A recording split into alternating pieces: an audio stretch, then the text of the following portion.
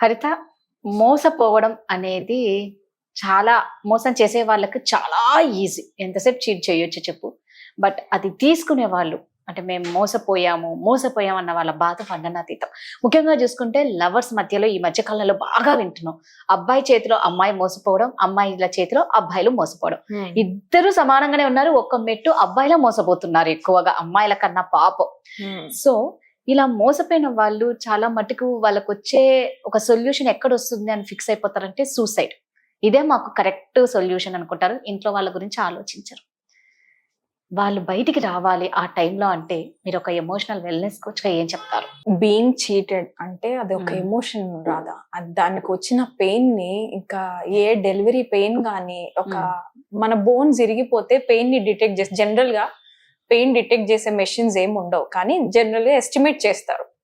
ఒక బోన్ ఇరిగిపోతే ఎన్ని deals of pain వస్తుందో ఒక తల్లి పిల్లాడిని కన్నప్పుడు దాని డబల్ 20 బోన్స్ ఒక్కటేసారి ఇరిగితే అంత పెయిన్ వస్తుందంట. అలాంటిది మనిషి ఈ పెయిన్ తీసుకుంటారు చూసావా, బ్రేకప్ లేకపోతే మోసపోయాము, రైట్, డివోర్సెస్, ఆ పెయిన్ ని ఈ ఫిజికల్ పెయిన్ కంటే నన్ను ఎవరన్నా చంపేయండి రా, దీనికంటే ఆ అమ్మాయి నన్ను చంపేస్తే బాగుండు అని అబ్బాయి అంటాడు, అయితే దీనికంటే నేను చనిపోతే బాగుండు అని అమ్మాయిలు అంటున్నారు. This is much extreme pain. Emotional pain ఎలా ఉంటుందంటే ఇక్కడ రియల్ లైఫ్ లో ఫిజికల్ గా కూడా మనల్ని తిన్నివ్వదు, ఉండనివ్వదు, బతకనివ్వదు, ఏదైనా పని చేయనివ్వదు. Because emotionally you are heavy. అది కూడా ఎందుకు వస్తుందో చెప్తాను. Every thought is an energy రాదా. ప్రతి థాట్ కూడా ఒక ఫ్రీక్వెన్సీ వేవ్ రిలీజ్ చేసే రేడియేషన్ ఆర్ వైబ్రేషన్, రైట్. మరి అంత ఇంపార్టెంట్ వైబ్రేషన్స్ లో ఈ రిలేషన్షిప్స్ లోకి దూరినప్పుడు ఇష్టపడతాం కదా, అవతల పర్సన్ ఎవడో ఒకనైతే ఖచ్చితంగా ఇష్టపడం. ఇట్స్ అబౌట్ అట్రాక్ట్ చేస్తాం, రైట్. మనకు ఆ మనిషి నచ్చుతున్నారు, సో నేను ఏదో ఒకటిలా చేసి ఇంప్రెస్ చేసుకొని they will get in to relationships లోకి ఎంటర్ అయిన తర్వాత అదే ఇష్టం ఆపోజిట్ గా ఎలా మారిపోతుంది. సపోజ్ నాకు నీలో డ్రెస్సింగ్ చాలా నచ్చింది అని నేను ఇష్టపడ్డాను అనుకుందాం. ఒక 5 ఏళ్ల తర్వాత లేకపోతే 5 months తర్వాతనో నువ్వు ఈ డ్రెస్సులు చూసి నీ ఇట్లా డ్రెస్సింగ్స్ ఎందుకు వేస్తున్నావు అని అదే కంప్లైంట్ చేస్తున్నాం. Then problem is with me. నేనే రిపేర్ చేసుకోవాలి, because that is my expectation about the partner, right. So ఎప్పుడు కూడా రిలేషన్షిప్ లో commitment is very very very important. Time pass లవ్లోకి దిగకండి. టైం పాస్ లవ్ అంటే కోసేపు చూసుకున్నామా, టచ్ చేసుకున్నామా, గిచ్చుకున్నామా, ఎంజాయ్ చేసామా, తర్వాత అయిపోయింది, పని అయిపోయిన తర్వాత నువ్వెవరో నేనెవరో. ఇంకా దారుణం అంటే రాదా ఈ మధ్య ప్రూఫ్స్ తీసుకుంటున్నారు. అంటే ఆ టైంలో ఎంజాయ్ చేస్తున్నాం కదా అనుకుని పిచ్చగా సెల్ఫీలు దిగుతారు, రైట్. ఆ టైంలో ఏమేమి పిక్చర్స్ సెండ్ చేస్తారు. అవి తర్వాత వెన్ యూ బ్రోక్ అప్, ఆ రిలేషన్షిప్స్ లో ఉన్న వాళ్ళు నన్ను చీట్ చేసింది అన్నప్పుడు ఈ అబ్బాయి కూడా నా దగ్గర నీ ఫోటోలు ఉన్నాయి చూపించమంటావా. ఎన్ని పెళ్లిళ్ళ దాకా వచ్చినప్పుడు పెళ్లిళ్ళు ఆగిపోయినాయి తెలుసా రాదా ఇలాంటి కేసెస్ వల్ల. ఆ అబ్బాయి అప్పటిదాకా వెయిట్ చేసి రివెంజ్ తీర్చుకోవాలంటే ఆ అమ్మాయి పెళ్లిలో ఎంటర్ అవుతాడు లాస్ట్. అదే కరెక్ట్ టైం కదా వాడికి, రైట్. అంటే వాడు అప్పటికే ఎంత పగని పెంచుకుని ఉండింటాడు. అంత పగ పెంచుకుంటున్నాడంటే వాడు ఎన్ని ఊహలో ఉండింటాడు ఆ అమ్మాయితో లవ్ లో, ఎంత ఊహించుకొని ఉండుంటాడు. ఆ పెళ్లి మండపంలో ఉన్నాడని, ఆ ఇద్దరు కలిపి పిల్లల్ని అంటారని. The opposite is also the same. అమ్మాయి కూడా the soul doesn't have anything. Gender difference అంతా ఈ బాడీలోకి వచ్చాకనే వస్తుంది, but the habits are in the soul. So అంత లెవెల్ దాకా వస్తున్నామని అన్నప్పుడు ముందే కమిట్ అవ్వండి కదా. దేనికి మనం ఈ రిలేషన్షిప్ మ్యారేజ్ దాకా వెళ్దామా అన్న ఊహను చూస్తున్నారా, టైం పాస్ చూస్తున్నారా? టైం పాస్ అయితే be prepared for the breakup also, right. నువ్వు అప్పుడు అంత పెయిన్ తీసుకోకు, ఎందుకంటే నువ్వు టైం పాసే చేయాలనుకున్నావు కదా. ఓకే, కమిట్ అయ్యాము, మ్యారేజ్ అయిపోయింది. మ్యారేజ్ తర్వాత సొల్యూషన్ ఏంటి? అబ్బా బ్రేకప్, అది ఇంకా సివియర్ లెవెల్ ఆఫ్ బ్రేకప్ అంటే డివోర్స్. అది ఇంకెంత పెయిన్ఫుల్ అంటే మొత్తం పబ్లిక్ కి చెప్తాం కదా దట్ వీఆర్ పార్ట్నర్స్, రైట్. సరే అయిపోయింది అది కూడా. సరే ఇప్పుడు ఇంకోటి ఏంటంటే మ్యారేజ్ అయిన తర్వాత కొన్ని అఫైర్స్ బయటకు వస్తున్నాయి. ఇప్పుడు ఎక్కువ వస్తున్నాయంటే ఈ పాపం ఈ మనిషి ముందే ఒక అమ్మాయిని ప్రేమించి ఉంటాడు హస్బెండ్, లేదా ఈ అమ్మాయి ముందు అతన్ని ఎవరినో ప్రేమించి పెళ్లిళ్ళ దాకా వస్తున్నారు, సెకండ్ పర్సన్స్ ఎంటర్ అవుతున్నారు. వీళ్ళ హార్ట్ ఏమనిపిస్తుంది అంటే, కానీ వాడు ఈ టైంలో ఇట్లా రియాక్ట్ అవ్వలే, వాడు ఆ టైంలో నాకు ఇచ్చిన హగ్ లో ఎంత లవ్ ఉంటుండే, mind is a monkey mind. కోతిలాగా ప్రవర్తించేది మైండ్. దానికి ఒక డిసిప్లిన్ నేర్పించకపోతే 10 years బ్యాక్ లో వాడు బాగుంటుండే కదా అని మళ్ళీ వాళ్ళ ఫోన్ నంబర్స్ చెక్ చేసి వాళ్ళ దగ్గర పోతున్నారు. Please don't do that. Breakup అయిపోయింది, that person is gone, right? వెళ్ళిపోయిన వాళ్ళు వెళ్ళిపోయారు. Don't bring them back in to your life. Number 1 reason. Cheating జరుగుతున్న వాళ్ళకి పెయిన్ ఇక్కడ నుంచి వస్తుంది రాదా. ఈ పార్ట్నర్ ఎవరైతే ఉన్నారో they are going back to their previous relationships. Don't gonna. ఎందుకంటే నీతో పాటు కొత్తగా రిలేషన్షిప్ లోకి వచ్చిన వాళ్ళని ఎందుకు చీట్ చేయాలి రాదా? కరెక్ట్. అవతల పర్సన్ కి ఎంత భయంకరమైన పెయిన్ తెలుసా అది.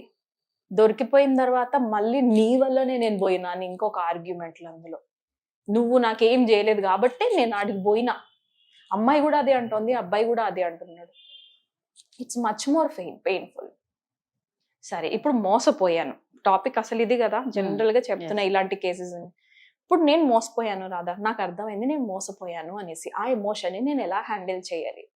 ఒక్కటి మాత్రం చెప్తాను, ఆ 2 చాయిసెస్ తప్ప మిగతా ఏ చాయిసెస్ అన్నా చూస్ చేసుకోండి. Option A, option B are not allowed. ఏంటి అంటే, don't kill your self. Right? చనిపోవద్దు. చావు ఒకటే ఏ ప్రాబ్లం కి సొల్యూషన్ కాదు. మన పెద్దవాళ్ళు చాలా సార్లు చెప్పారు, ఓపిక పట్టండి. ఎందుకంటే టైం మారినప్పుడు నీ ఎమోషన్స్ కూడా హీల్ అవుతాయి. నీకు ఇప్పుడు ఈ రోజు మోసం అనిపించింది, 2 years తర్వాత లెసన్ అవుతుంది. కరెక్ట్? నువ్వు మళ్ళీ అలా మోసపోకుండా నీ బ్రెయిన్ దానికంటూ ఏ పర్ఫెక్ట్ పార్ట్నర్ ని వెతుక్కోవాలో it will have its own defence mechanism system, which is super. Wait, don't kill your self. Maybe నీ లైఫ్ చాలా బాగుంటది, ఆ రోల్ కూడా ఉండొచ్చు. ఖచ్చితంగా, రైట్? సో ఆ ఏ ఆప్షన్ తీసేయండి. B option, kill the other person. Right? పక్కన వాళ్ళని చంపి నువ్వేం సాధిస్తావు? జైల్లో వెళ్ళి కూర్చుంటావా? నువ్వు జైల్లో కూర్చున్నప్పుడు నేను పెంచిన అమ్మ నాన్నలు wow look at my son, look at my daughter అని ప్రౌడ్ గా ఫీల్ అయ్యి కాలర్ ఎగరేసుకుంటారా? మీరన్నా వెళ్ళి ఆ జైల్లో సఫర్ కావాల్సిందే. ఆ జైల్లో చుట్టుపక్కల ఎట్లుంటారు అనుకుంటున్నావు? నేను చూసాను రాదా జైలుకి వెళ్ళి ఒకసారి. It was very painful. చిన్న అమ్మాయి 6 months బాబుని తీసుకొని కూర్చుని, సో బ్యూటిఫుల్, వెరీ యంగ్. ఇంత అన్నది 16-17 years ఉంటాయేమో హార్డ్లీ. నాకు బయటకు వచ్చేస్తూ ఇంకా ఆగలేక, ఇంత చిన్న పిల్లాడిని వేసుకుని ఈ అమ్మాయి జైల్లో ఉంది, ఇంత అందంగా ఉందని వెళ్ళి జైలర్ని అడిగిన ఏమైంది ఆమె కేసు అంటే, అత్తగారిని చంపేసింది. ఏంటి అమ్మాయి? అత్తగారిని చంపేసింది. అంటే ఆ టైంలో వస్తున్న ఎమోషన్ ని కామ్ డౌన్ చేసే డిసిప్లిన్ బ్రెయిన్ కి నేర్పించండి. ఆ కోపం వచ్చింది, నేను చూపించా. మోసపోయాను, వెంటనే నేను ఒకరిని వెళ్ళి చంపేసా, లేదంటే నేనే చచ్చిపోయా. ఇన్స్టింక్ట్ గా మీరు చెయ్యొద్దు. ఎమోషన్స్ కొన్ని కామ్ డౌన్ అయిపోతాయి. Time will heal, God will heal. Time పడుతుంది రాదా. ఆ బాబు ఎట్లాంటి లైఫ్ లీడ్ చేస్తాడో తెలుసా? తల్లి బయటికి రాదు, బికాస్ మనిషిని చంపింది కాబట్టి they will not allow her in the society. Husband ఏమనుకుంటాడు, నా తల్లిని చంపిన దాని కొడుకు నేను పెంచాలని, అతను కూడా యాక్సెప్ట్ చేయకపోవచ్చు. బాబు ఫ్యూచర్ ఏంటి రాదా. ఇన్స్టింక్ట్ ఎమోషన్స్ కి ఇంపార్టెన్స్ ఇవ్వకండి. Don't kill your self, don't kill the opposite person. మీరు చనిపోవద్దు, అవతల మనిషిని చంపొద్దు. బాగా గట్టిగా చెప్తున్నా, A and B options are not allowed. మరి థర్డ్ ఆప్షన్ ఏం చేయాలి? Go into a period, healing period అంటాం, రైట్? దెబ్బ తగిలింది, ఆ దెబ్బకి ఎంత అటెన్షన్ ఇవ్వాలో అంత అటెన్షన్ ఇచ్చి, అది హీలింగ్ కి టైం పడుతుంది. ఫిజికల్ గా ఏదైనా దెబ్బ తగిలి రాసుకుంది, 2వ రోజు మానిపోతుందా రాదా? ఆ చిన్న దెబ్బనే టైం పడుతుంది. మరి ఎమోషనల్ పెయిన్ కి టైం పట్టదా? 1 month పట్టొచ్చు, 2 months పట్టొచ్చు, 3 months పట్టొచ్చు. మరి అప్పుడు ఏం చేయాలంటారా? మీ ప్యాషన్స్ ఏవైతే ఉంటాయి కదా, చిన్నప్పుడు వదిలేసి ఉండుంటారు, అది డాన్స్ అవ్వచ్చు, సింగింగ్ అవ్వచ్చు, పెయింటింగ్ అవ్వచ్చు, లేదంటే ట్రావెలింగ్ అవ్వచ్చు, రైట్? లేదంటే ఎక్కడన్నా వేరే కంట్రీకి వెళ్ళి ఇంకేదైనా చేయాలని అనిపించవచ్చు. ఇవి చూస్ చేసుకోండి. Not this, not this. Not going to an other lady, not going to an other bye.